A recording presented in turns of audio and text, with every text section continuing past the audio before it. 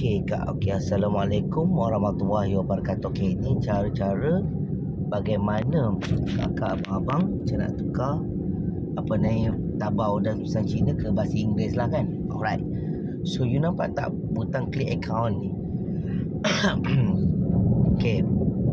Selepas buka click account ni, nampak tak yang belah sini? Okey. Ada setting kan? Alright. Lepas setting kat atas tu, kita kena pergi nampak ada account and security, my address, account and security, my payment and setting, country origin and currency, function. Pergi dekat general. Patah balik general bukan. Alright.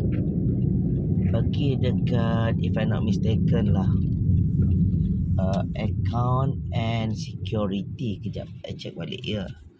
Okey, country and region. Okey, nampak tak bawah tu? Kau tulisan bahasa Cina 1, 2, 3, 4, 5, 5. Kelima tu country and region. So nampak tak 1, 2 language.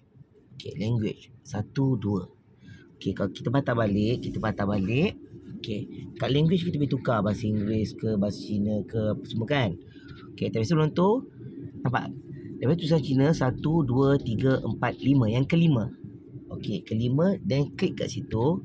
Lepas yang kelima 1, 2. 1, 2. Settle. Okey, kita klik dekat situ. Okey, alright. Okey, alright. Okey, 1, 2.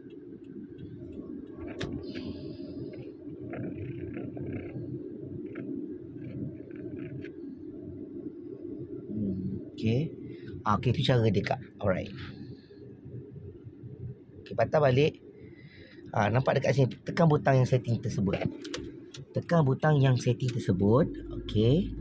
Alright. Dia patah balik. Alright. Kita patah balik. Kita nak tengok macam mana kita nak buat. Okey. Nampak ni. Mula-mula pergi kat home. Pergi kat account. Paling kanan, paling bawah sekali. Lepas tu naik atas sekali. Belah kanan, atas setting.